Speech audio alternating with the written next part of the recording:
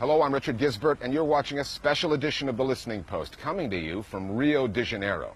Brazil is more than 2 years into a series of political crises that have already led to the downfall of one government, that of former President Dilma Rousseff, and may well topple another, led by current President Michel Temer. We're in Rio rather than the capital, Brasilia, because as many people here will tell you, this is where the real power lies in Brazil. Because Rio is where you will find the headquarters of Rede Globo, the biggest, most powerful media conglomerate in South America, a news organization with the kind of influence that media barons like Rupert Murdoch in the US and Great Britain or Silvio Berlusconi in Italy can only dream of. In addition to Globo, we're going to look at Rede TV, the second biggest network in the country, whose owner also founded a church that claims almost 2 million followers in Brazil and 8 million worldwide. We'll examine broadcasting regulations in Brazil, which compared to other countries are slack. Less regulation means fewer rules, not an ideal recipe for responsible journalism. And ultimately, we'll look at the issue of diversity. Who gets on Brazilian TV? Not just the news side, but also the entertainment sector. For a country in which more than half the population can trace its roots to Africa, most of the time, the broadcast output looks lily-white. The media matter, and while the ongoing political power struggles racking Brazil began with a case of state corruption, the so-called car wash scandal, Brazilian news outlets, starting with Globo, have played a critical role in this story and its political aftermath.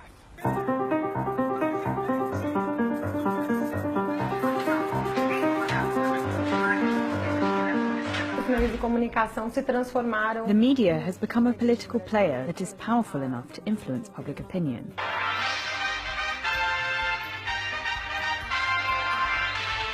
Over the last 10 to 15 years, the media took a very clear political position against the governments in power, and the country became divided in two, between those who supported the previous government and those who didn't want it to remain in power. It was Globo that put thousands and thousands of people in the streets to demonstrate against President Dilma. Na cobertura do esporte, vamos falar das manifestações que acontecem pelo país. That's political, not journalistic work. It acted like a political party. At the summit of the Brazilian media oligarchy stand the Marinhos, the richest family in the country and the owners of Globo. Globo's conglomerate beams out programming nationwide, from the Amazon in the north to Iguaçu Falls in the south. And its flagship newscast, Jornal Nacional, is an agenda-setting, broadcasting institution. And Globo is more than a national TV network. In addition to its 122 regionally affiliated TV stations, it owns radio networks and a 24-hour news channel. It distributes other broadcasters' channels on its own satellite, in addition to owning the newspapers that gave the company its start back in 1925. There's a well-known political maxim here in Brazil that sums up just how powerful, how influential Globo has become.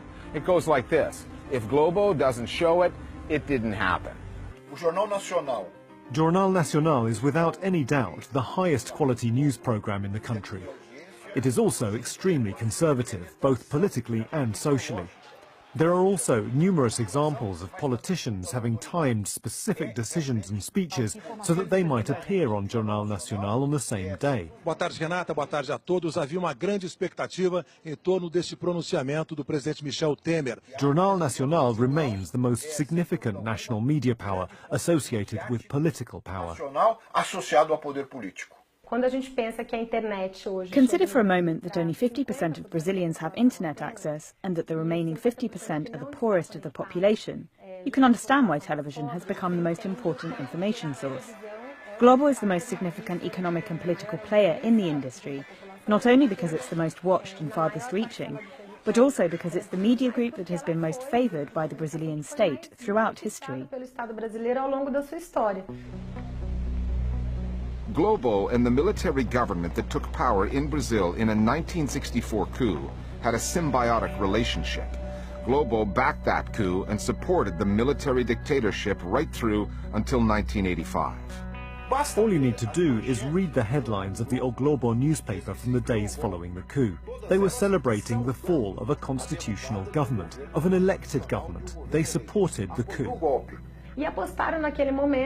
The military government put their support behind a media group that was still growing. And they facilitated that growth, partly by providing public funds and partly by not imposing any rules against the concentration of ownership. No Brasil desde os anos 60. In 2013, almost 30 years after the end of military rule, Globo apologized for backing the coup, but not for its coverage of the regime that followed. E há também o reconhecimento de erros, como o apoio editorial ao golpe militar de 1964. And Globo produced some of its most infamous journalism during that 21-year period. In January 1984, hundreds of thousands of demonstrators took to the streets of São Paulo demanding a return to democracy. Globo could not ignore the story, but instead of reporting the facts, it told its viewers that what they were watching was a celebration. Festa em São Paulo. A cidade comemorou seus 430 anos com mais de 500 solenidades. In 1989, in Brazil's first national election in more than 2 decades, a debate took place between Globo's favored candidate, Fernando Collor, and the leftist candidate, Lula da Silva. Actually, there were 2 debates, the one that really happened and the version Globo edited heavily and put on the air. The way the debate was edited was one of the biggest scandals in Brazilian television history. Reveja agora alguns momentos do debate. It showed the best of Collor and the worst of Lula. Está uma candidatura que esposa teses estranhas ao nosso meio, teses marxistas. After some time, Globo's owners became disenchanted with Collor, and so they campaigned to get him impeached. Que levou ao impeachment do Collor. No caso do Grupo Globo, it's not only Globo, it is also true of all the other mainstream media groups that they have been aligned historically with politically conservative interests that defend the status quo, supporting the interests of the dominant elite in Brazil. If you make a historical analysis, they continue to act the same, representing the same interests. Os mesmos interesses. That's what many Brazilians saw in the movement that brought down President Dilma Rousseff last year. Globo and other like-minded media groups campaigning to overthrow a democratically elected government. O ritmo das bombas políticas que estão caindo sobre Brasília é ritmo quase diário. A counter-movement against media outlets with political agendas was born. Globo's reporters in the field were confronted with accusations of backing a coup. Com esse pedido de prisão. A golpe in Portuguese. At the same time, a term was popularized. Media outlets were called Partido da Imprensa Golpista, which translates to Party of the Pro-Coup Press. Brazil's powerful media monopolies have grown into what they are, largely because of a regulatory vacuum. There is no broadcast regulator here, which is extraordinary for a country of this size. There's no law preventing politicians from owning media outlets, so many of them do. Many countries ban media cross-ownership, the same proprietor owning multiple media outlets in the same market. Again, Brazil has no such law. In fact, the closest thing to a law regulating the media in this country was passed more than half a century ago. 1963. And why? Because that's the way Globo wants. Every time a Brazilian congressman tried to change that, had his character assassinated by Globo. There is no law. The law is whatever Globo wants to do. When this issue, the possibility of regulation, was raised in Brazil a few years ago, you know what the reaction was from the media? They said this was tantamount to censorship. They sold the idea that the government wanted to censor the media. Censura travestida de regulação da mídia. A Dilma agora estuda criar uma agência reguladora da mídia nos moldes de Portugal. É piada pronta. Esse é um argumento que é usado pelos grupos que não That's the argument used by the groups who oppose regulation. They accuse anyone who wants to end this oligopoly of trying to censor the content. There is a provision in the Brazilian constitution that says that media cannot be a monopoly or an oligopoly. In fact, if that had ever been written into regulation, we wouldn't be in the situation we find ourselves today. Então, a Constituição brasileira The Constitution prohibits politicians from controlling broadcasters, but there's no legislation to enforce that. So there are 40 politicians in Brazil who directly own radio and TV stations. You're the mayor of a city, and you also own the main newspaper, radio or TV station. You use the media to remain in power, or you reach power and then you acquire media outlets and use what should be a public service for your own political benefit. Para o seu benefício político. Hoje, que sentido faz você? What sense does it make these days to fill broadcasting with rules, when at the same time you have the internet and heaps of unregulated content?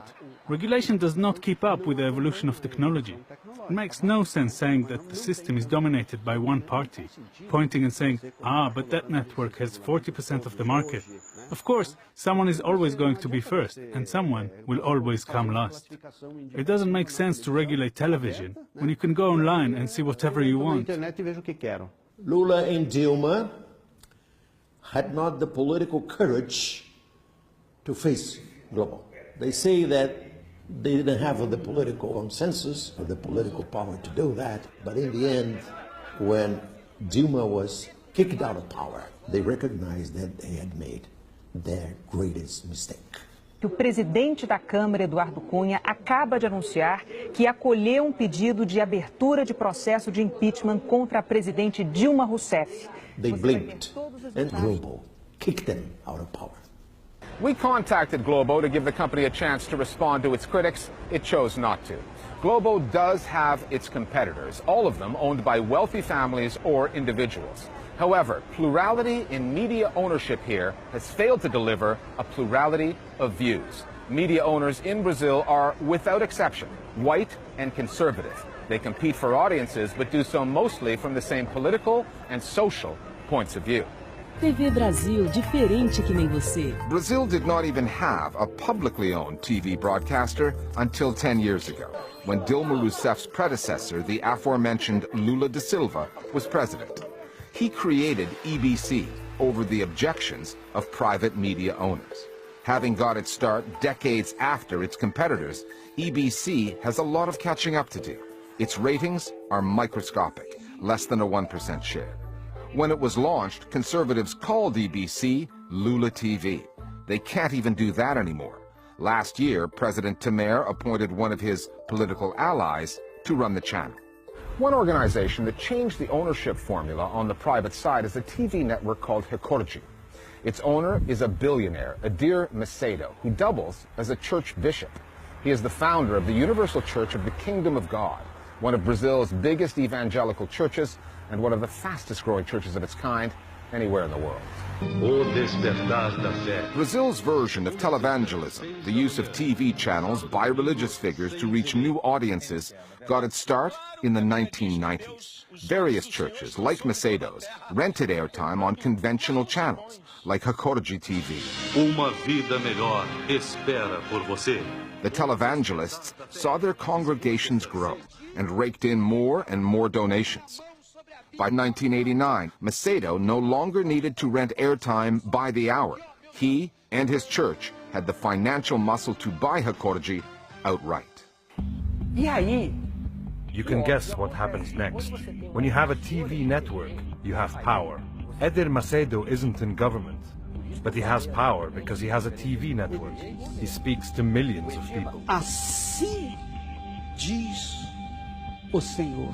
So anyone running for election in Brazil has no choice but to ask for the blessings of Edir Macedo and the other preachers, because they speak to a huge number of people who are all voters. So then everyone goes to kiss Edir Macedo's hand, not just the right-wing parties, but the left too. A direita e a esquerda. When Edir Macedo and the Universal Church acquired Record, it caused a chain reaction. From then on, a race was established in Brazil among other churches to also get TV stations. With the economic crisis, private television channels increased the practice of renting out airtime to religious groups who can pay. So the crisis has ended up pushing private television into the arms of these churches. O discurso And the discourse spread by many of these religious leaders is very hostile to those of African heritage, to women's rights. Nós estamos mostrando às pessoas que isso aqui, olha só, olha só, aqui, isso aqui não funciona aqui, isso aqui não é. Hekorji specifically has criminalized Afro-Brazilian religions, portraying them as devil worship. Some groups have actually won legal cases against Hekorji, forcing them to broadcast programs which treat these religions with more respect. De maneira respeitosa sobre essas religiões. Eu posso afirmar I can categorically say that these neo-Pentecostal evangelical churches are the pinnacle of extreme right-wing reactionary attitudes in Brazil today. Mais a extrema-direita no Brasil atualmente. One might think that Brazil's church-owned or affiliated TV channels would not have that much in common with Globo and other purely commercial outlets. However, the content isn't all that different. The programming is just as loud, women are objectified in much the same way, and whether the channel is owned by a businessman in a pinstripe suit or someone broadcasting from an electronic pulpit, the politics tend to follow the same lines. The Brazilian elite doesn't want to lose a single centimeter of its privilege. It's a very selfish elite, and I'm not even talking about a political elite. I'm talking about the true elite, which is positioned well above this. And yes, what I'm talking about is the people who own the mainstream media. Then there are the twin issues of diversity and depiction. 54% of the Brazilian population is of African descent. You can see the legacy of the slave trade in the faces here. Brazil was the last country in the Western world to abolish slavery. It did so in 1888, 20 years after the U.S. did. But despite the fact that more than half this country has African roots, you may have noticed that almost all of the faces that you have seen so far in the clips that we've shown you from Brazilian television, either corporate media or religious channels, have one thing in common. They're white. If you turn on the TV in Brazil, there are hardly any black actors or presenters, hardly any black journalists. This is across all of the mainstream channels. We are not seen there. The invisibility of black people in spaces of power is glaring. Just go to the newsroom of any newspaper or television station and look at the journalists working there. Almost all of them are white. So the coverage of black people on television or in the Brazilian news must go through the hands and the work of the white journalist. This kind of television reinforces stereotypes all the time. It reinforces the myth of racial democracy and that everyone has rights and equality and everything is okay. So when certain issues are covered, for example, when we try to raise the issue of black genocide, that every 23 minutes a young black person is murdered in Brazil, how does it end up being portrayed? It's always shootouts in the peripheries and the criminals were killed. There isn't even a narrative that serves to inform the public of the facts in Brazil, a country that was the last in the world to abolish slavery. The depiction of that Brazilian reality does not just occur in news programming. The same can be seen on the entertainment side, and the Brazilian soap operas known as telenovelas. Telenovelas are an integral part of the Brazilian media story, for reasons both social and financial. A successful telenovela will capture huge audiences, routinely in the tens of millions. Their plot twists will drive everyday conversation in Brazil. For the networks producing them, all of which face the economic challenges born of the digital revolution, telenovelas are still cash cows. One of them, Globo's Avenida Brasil, reportedly delivered ad revenues of about $1 billion. Avenida Brasil. And telenovelas have something that Brazilian news programs do not. They have international reach. Globo's flagship newscast, Jornal Nacional, dominates domestic news ratings here, but relatively few people outside Brazil will ever see it. Telenovelas are an export industry. Avenida Brasil has been transmitted in 130 countries in 19 languages. In that respect, telenovelas are the face that Brazil shows to the world. And much like the country's newscasters, the faces that get shown are nothing less than a misrepresentation of what Brazil really is. Because again, they're mostly white. In the soap operas of Brazil, we have a rich world, a happy world, a white world. What is it that a soap opera does? It enters the general public's home and tells a child who is still growing up what they are not going to be. The places they cannot reach. Brazilian private television does this every day. Every day. For example, in adaptations of books in which the main characters are black, when they make them into TV series, they cast them as white. E de que me adianta querer? Sou uma escrava, uma fugitiva. And when we ask, why did you put a white actor to play the role of a black character? They say, it doesn't make a difference. And this has happened in some very famous series in Brazil in the past, like Isaura, the slave, and Chiquinha Gonzaga. A senhora Dona Isabel toca piano? Há alguém no Rio de Janeiro que não toque? Os escravos. Hã? Os escravos não tocam piano. It may not happen today, because now we have a platform where we are able to protest. Because of the internet, we can make some noise.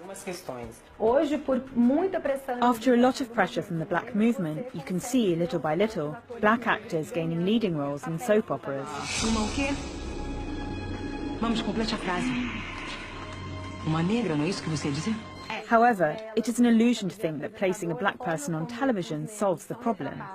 The way that black people are portrayed in most of the mainstream media follows and legitimizes the structural racism that we have in Brazil. Because the successful world, the world that works, is white. And then when the commercials come on, a white person comes along as the representative of buying power, of acquisitive power. É hora de valorizar quem carrega o país nas costas. Nova Chevrolet Cigais 2018. And then afterwards, when the news comes on, there's a black person robbing, there's a black person being arrested. Entrevista exclusiva, dos chefes do tráfico de drogas da região. So every day, private television in Brazil attacks Brazilians. Finally, back to Globo and the story of the Brazilian TV beauty queen, Nayara Justino. As examples of media malpractice in this country go, it is nowhere near the worst, but it is revealing. The title, Mulata Globaleza, was created by Globo. It's a beauty contest tied to its coverage of Brazil's annual carnival. That word, mulata, which some say has its roots in the word mula, meaning mule, is considered racist. A word loaded with colonial connotations, chosen by Globo for a beauty contest ostensibly held to celebrate racial integration. Viewers get to vote for the Globaleza, and 2014 marked a first. The winner, Nayara Justino, was dark-skinned and unmistakably black. A Globeleza 2014 é Nayara. Not everyone approved. Online trolls called Justino a monkey, a darky. A few months later, Globo had Justino replaced. It set the results of the vote aside and simply picked another woman. Globo insisted that its decision had nothing to do with skin color, that the choice came down to artistic fitness for the role. It said artistic merit prevails. The woman Globo picked to replace Justino had African roots as well, but her skin tone is much lighter. And, as one of the country's relatively few newsreaders of African descent will tell you, in the Brazilian media, racial integration has its limits. I'm a black woman, but I have a skin tone that is a little lighter. And I can say that I am privileged in this, because the darker your skin is, the more you have to suffer in Brazil. There was an official whitening policy in Brazil. The initiative that brought European immigrants here after the abolition of slavery was not accidental. It was done in order to whiten the population, because they believed that within 200 years, there would be no more blacks in Brazil. But we're still here, in this country, which still denies its African origins, and which runs on the idea that the whiter, the better. In a way, the story of that beauty queen typifies the way Globo sees Brazil. Back in 1964, the network supported a military coup that brought down a government Brazilians had voted for. 2 years ago, Globo called its viewers onto the streets to help depose another democratically elected government. Globo is not even above overturning a public vote for a beauty queen if the choice of the people fails to align with the network's idea of who should represent Brazil. You've been watching a special edition of our program on the Brazilian media, who they are not, and the influence they wield in this, the world's 5th most populous country. We'll see you next time, here at the Listening Post. Nós interrompemos a programação para informar que o presidente de Salomão, o usuário da Igreja Universal de Deus, maior e mais moderno centro de produção de televisão da América Latina. Que esta revista mostra